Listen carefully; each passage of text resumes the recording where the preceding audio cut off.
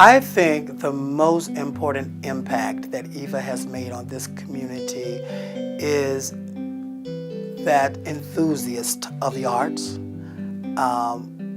the model patron of the arts, and exposing young people to the arts. She's a worker, so she's always out there in the field. She doesn't just sit at home and send in her money. And I think that's the most important thing, because she really gets out and does things for the arts community here. Any community that Eva is in is better for having EvaSlane's contributions. Because one, she knows a lot about a lot of different things, and two, she knows how to tell you something without pushing at you. Eva T. Slane was born January 15, 1929 in Breslau, Germany. She was the only child of Leo and Erika F. Fisher White. My parents were Viennese from Austria, and my father was an opera singer, and he was the lead baritone at the State Opera House in Breslau, Germany. My mother was an actress, and they were kind of a glamorous couple. During those early years in Germany, Eva was cared for by her nanny Detty. It was a grand life for the family as the arts flourished in Germany until the rise to power by Adolf Hitler and his Nazi Party in 1933. Hitler did not embrace the artistic community. One of the first things he did was to cancel all state contracts with Jews. And since my father was working at a state opera house, he had a state contract, and his contract was made null and void overnight. Eva's parents could see the embers of war heating up. They decided to leave their life in Breslau and return to Vienna. It would not be long before Hitler would make his presence felt there as well. I remember having to change schools and being put into a strange school with all Jewish children. That was in '38, after Hitler occupied Austria. I vaguely remember Kristallnacht. On November 9th and 10th, 1938, a massive coordinated attack on Jews throughout the German Reich was undertaken. All over Germany, Austria, and other Nazi-controlled areas, shops and department stores owned by Jews had their windows smashed and contents destroyed. Jewish homes were broken into, and Jewish women and children brutalized by the SS and Hitler Youth. Synagogues were especially targeted for vandalism, including desecration of sacred Torah scrolls. Considered to be the beginning of Hitler's Holocaust, the attack became known as Kristallnacht, or the Night of Broken Glass. Like other European Jewish families, Eva and her family felt the sting of the attack. My grandparents had a store in the Jewish district of Vienna, and the next day my mother's father, my maternal grandfather, and I went into that district and saw the devastation, saw the stores all boarded up. I do remember that. And I remember my grandparents, my father's parents, the store they had. The store was all boarded up because the glass was broken. Kristallnacht means the night of the broken glass. And that's what there was. All those stores were boarded up. By God's grace, Eva's father was on a tour of America at the time. The tour was ending just as Hitler was marching into Austria. The company found itself in Paris, faced with the decision to return to Austria or seek safe haven elsewhere. And then the company went from France to Cuba because the Cuban quota was a more favorable quota. And they sat there for a while. In Cuba, a second tour of the U.S. was being planned. Saul Hurok was booking a second tour. Tour had been very successful, and he had no problem getting bookings for another visit. The problem was half the company got into the United States, and then the Cuban quota was very abruptly discontinued, and half the company was sitting in Cuba, so they couldn't fulfill the contract. Eva's father was one that had been sent to the United States. He was able to obtain a permanent visa and acquire visas for Eva and her mother to reunite the family in the United States. You know, life is an accident. Things could have been very different for us. We were very fortunate. It had been 18 months since Eva and her mother had seen her father. Eva and her mother left their family and beloved nanny Dettie behind and headed for a new life in New York City. Their first residence was a set of rooms on New York's East Side.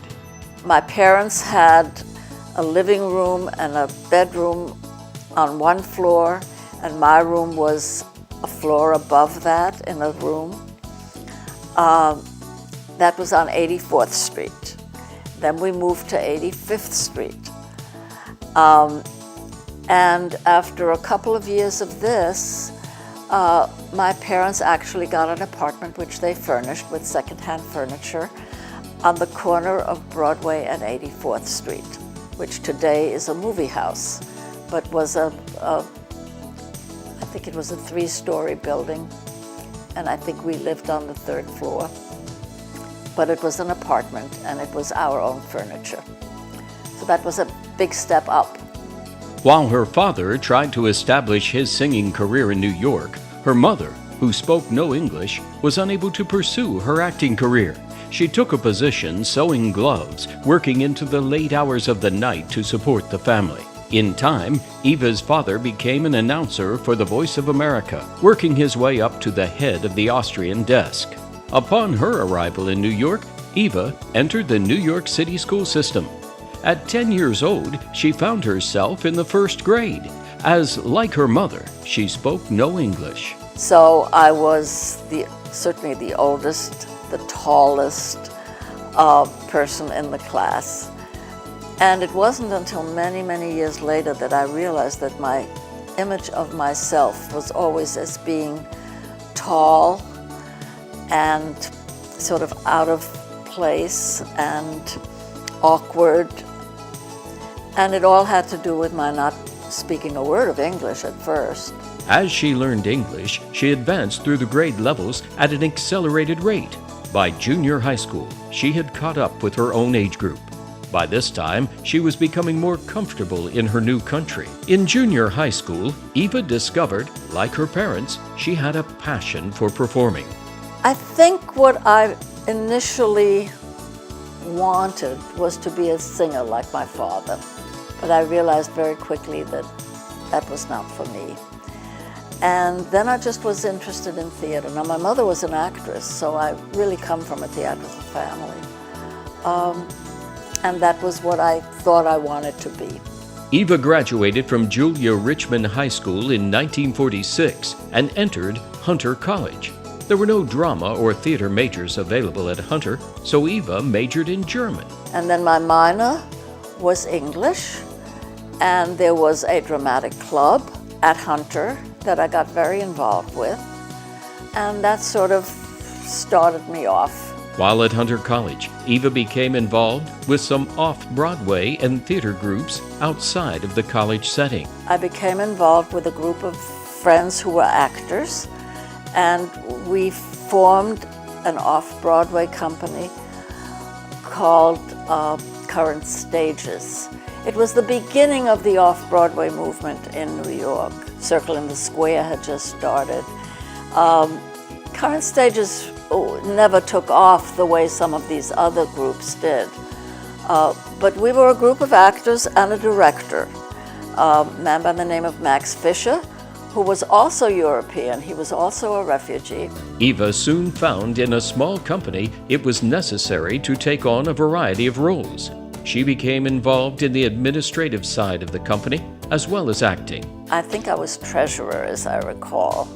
And sold tickets and, did that kind of thing in addition to acting. Beyond school and the theater, Eva also had a part-time job at a Woolworth rolling pennies. There were no computers. There was just a cash machine, and they took in change, and somebody had to roll the pennies to be deposited in the bank. And that was my first summer job. While there were no computers at Woolworth, Eva soon found herself introduced to the blossoming technology when she accepted a job with Edmund C. Berkeley, who in 1950 had started to publish an information sheet on an offset press called Computers and Automation. He was a very interesting, strange man, and I managed that office on a part-time when I say part-time basis, it was a full-time job eventually, but paid on an hourly basis. At the Off-Broadway Theater, Eva met many fellow actors, including one young character actor named Ed Asner. Eva's life would take a sudden change in direction when one night, while attending a birthday party for a friend, Eva took a seat beside Ed's wife, Nancy. Nancy was working as a secretary at the Lucy Kroll Agency, a small talent agency that represented Ed. They were a little uncomfortable about her working there and his being a client. And she mentioned the fact that she was planning to resign. She hadn't done it yet, but she was planning to resign. And I said, oh, that sounds very interesting. If and when you do, I'd love to get an appointment and get an interview. Nancy called not long after, and Eva had an appointment to interview for the position. On the day of her scheduled interview, the city was struck by a snowstorm so severe it shut down the mass transit system. Lucy called Eva and asked her to meet her at her home instead of her office. At that time, I was living on 74th Street. So we changed the place where I was supposed to go, and I walked to 86th Street because the buses weren't running, and arrived at Lucy's apartment all bedraggled and wet. And it was a very, very informal, very comfortable interview. And I got the job. Eva was hired as secretary, but within the first year acquired her equity license and became an agent. I worked with the younger, less well-known people, and Lucy worked with the stars that she represented, and she represented quite a few of them. So this really started a whole new career for me, and one that I really loved. One young director was named Bob Turoff, and one young actress, Roberta McDonald. They were very involved in what I would call the artistic side of the agency business. Eva and Lucy were not what they used to call flesh peddlers. I mean, they were interesting actors, interesting Broadway and off-Broadway actors, and agents for composers and lyricists. As an agent, Eva was probably one of the most interesting because she was not what you call the dynamic, I'm going to sell you, I know I'm going to do that, but she was very careful about what she set you up for, and I think I got everything she ever sent me for. Eva remained at the agency from 1957 to 1964. The firm's distinguished client list included Helen Hayes, Carl Sandburg, Lillian Gish, James Earl Jones, and of course, Ed Asner. In 1963, their client Helen Hayes was performing at the Stratford Shakespeare Theater. Eva and Lucy drove up to the dress rehearsal. Eva was introduced to Stephen Slane, who was founder and artistic managing producer of the North Shore Music Theater in Beverly, Massachusetts. Not long after their meeting, he called Eva, requesting she give Helen Hayes a script for a play he was about to produce. They met at a cocktail party where he gave her the script. Then we went to as I remember, an Equity Library play, a play by Sartre, and I think it was called Red Gloves. And that's how we first met. As his theater was a summer stock theater, he would spend the spring in New York City casting the show, and then his summers were in Massachusetts. Two of Eva's clients were performing in his summer stock company. So one weekend in August, he invited her up to see the theater and visit with the clients.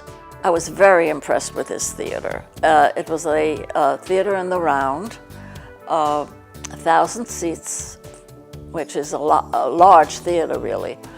And the productions were wonderful. There was Oklahoma. And then I stayed in a motel, in a seedy motel in the little town of Beverly. Eva returned to New York and was busy with her work. By October, she realized Stephen's summer season should be about over. One day I thought, oh, I wonder if Steve Slane is back in New York. And like the next day I got a phone call from him and he was back. And then we really started dating very quickly and got engaged in December. So it all was rather quick. The couple married on February 19, 1964, in New York City. We got married in a rabbi's study on 86th Street on the east side. It was between Central Park West and Madison Avenue. Shortly after the couple married, Eva changed jobs and went to work for Lester Lewis Associates, a commercial agency that wanted to start an equity theater department. She established the department and obtained an equity agency license for the firm. Very professional. By that, I mean she had a job to do, and that was to get work for her clients. She was also very sharing. She taught me a lot because I knew nothing about talent. I thought I didn't know about talent. I knew about the labor contracts, and that was why I went to work for Lester. And I was there to be sure that whatever payments were made to the actors for commercials. And then when we got into theatricals, Eva taught me a little bit about those contracts so I could handle those checks. Eva would commute part of the year from New York City to Massachusetts, and Stephen would commute the other part from Massachusetts to New York City. After 2 years, the commuting became a little too difficult, and I left New York, which was a very difficult thing for me to do. I didn't realize how difficult it would be at the time, but it was a real life change, moving from New York City and from being an agent to a little town in Massachusetts and working at the theater for my husband. And I found that very difficult. But I adjusted, and it turned out to be a very good thing in the end. At the theater, Eva put her talents to work. Each spring, she would tour New England, presenting educational programs to students who would be attending the Shakespeare productions at the theater. One of the actors and I worked on that together, and we put a script together, and it was scripted, and it was quite successful, and that was fun. That I enjoyed. She served as press and publicity director, arranged a variety of activities. However, her main job became box office manager in charge of the subscription department. The theater really had a very, very small base of subscribers when I started there. And I was quite successful in increasing that. And we really worked on the subscription department, and that was my baby, and I loved that because it dealt with the public directly, and I got to know the subscribers. Besides enlivening Steve and making his life brighter, she was always there. It's her taste that kind of infused the theater. The two made an excellent team. Not only did they build a successful theater operation, but also a beautiful home for them and their German Shepherd, Fräulein Schneider. The home was built from a former railroad car garage turned cow barn, a part of the estate of 1900-era coke and steel magnate Henry Clay Frick.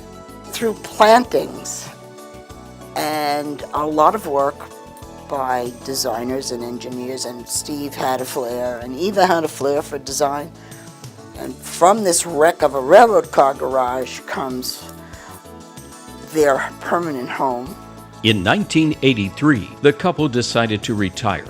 As they were making plans to do so, they attended a Whole Life Expo in Boston, where they discovered a spiritual community called Kripalu. The community was opening a new facility in Lenox, Massachusetts. Stephen was impressed and wanted to join a 3-month indoctrination program. And I said, before we did this, I really thought we should take another program to see what this really was all about. And we did. We took a week-long program, and we kept our commitment for the 3 months. And that 3 months turned into 14 years of spending about half our time at Kripalu as part of this spiritual community. In 1991, Eva and Stephen moved to Sarasota, but continued to travel to Kripalu for 6 months of the year. In the fall of 1997, Eva's life would take a sudden change. They had just returned from a 5-month stay at Kripalu. On Halloween night, Stephen surprised Eva with tickets to a performance at Van Wezel Performing Arts Hall. It was just a few days before his birthday. We got all dressed up and we went to the concert, and it was a beautiful concert of all very romantic, nostalgic music. Leaving the theater, Stephen made an error in judgment and attempted to make a left turn onto 41 against the light. Their vehicle was struck by an approaching taxi cab. It was about 10:30 at night. I stayed in the car. My husband went to talk to the other driver, then came back for his license and insurance papers. He came back and forth a couple of times. Meanwhile, I sort of dozed off. A passerby awakened Eva by exclaiming all would be all right. When she looked out the car, Stephen was laying on a stretcher. Paramedics told her Bay Flight medical helicopter was on its way. While she had slept, Stephen was brushed by a passing car and had fallen and struck his head on the pavement. And he was approaching his 82nd birthday in 2 days. So at 82 years old, the brain tends to bounce back and forth. There's space in the brain. And he was severely brain damaged. Eva spent the next year and a half visiting Stephen daily in a nursing home. When he was discharged, Eva became a full-time caretaker. I did things with him that I felt were important. I took him to some concerts, I took him to theater. It was not easy. And I even took him on some trips. She devoted her life to Stephen for the next 4 years. Upon his death in 2004, she interned his ashes at their beloved Kripalu. He is buried under a tree that we had donated years before, and I intend to be buried under the same tree. After Stephen's accident, Eva had become involved with theater organizations. The first was Theater Works. It was in financial difficulty at the time, and shortly after she joined the organization, it folded. However, at Theater Works, Eva had met fellow theater lovers who would encourage her to find other outlets for her talents. I got to know Nate Jacobs, who was forming the West Coast Black Theater Troupe. We had an opportunity to use the Gompers Theater for our first subscription season, but I had no funding. We went to the first meeting with Florida Studio Theater, who owned this space, and they told us it would be $13,000 to go into this venue. Well, pretty much the meeting was over. I was like, okay, well, I guess we won't be doing the season. We left the meeting and I went home, and I got a call from Michael Judson, who was another gentleman who was helping me structure my organization. And he said, well, you're gonna be doing your season, and you got the money to go into this venue. And I was like, we did? I was like, well, we just had the meeting this morning. And he said, well, Eva gave the money for you to get this space. And she has just been that quiet, very sound, solid support for West Coast Black Theatre. I call her one of our theater moms. Eva also became focused on the Oslo Conservatory Master's Degree Student Program.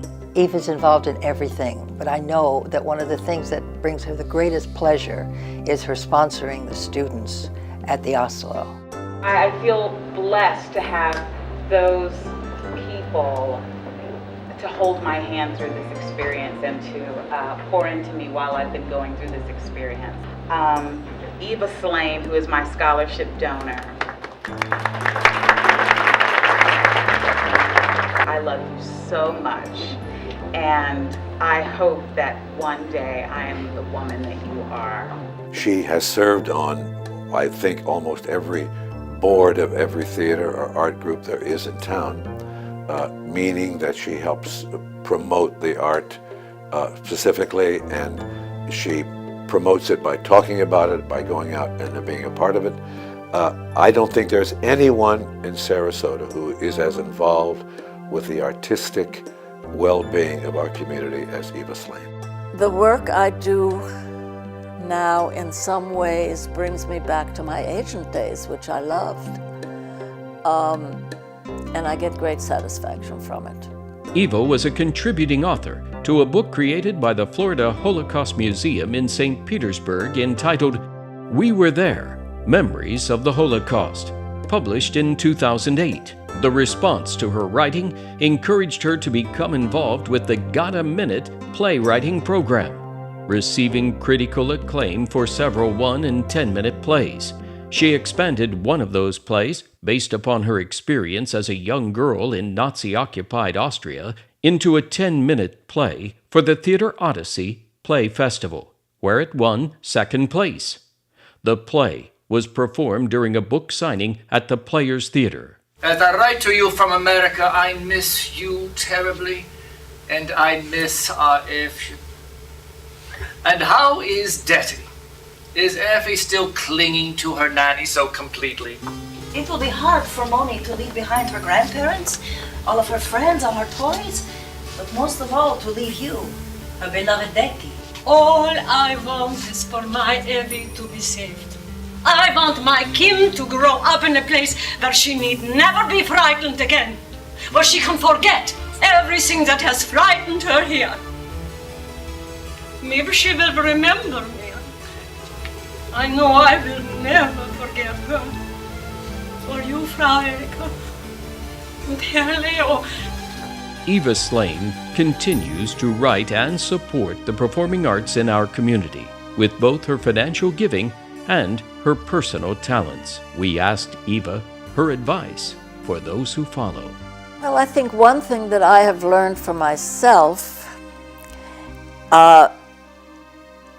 is that change of any kind in your life is something that is a good thing. I basically have resisted change throughout my life. My husband was always welcoming change, looking for change. And I think I have learned that change leads to new opportunities. It's new beginnings. And for me, even though I have resisted change, change has always been for the better.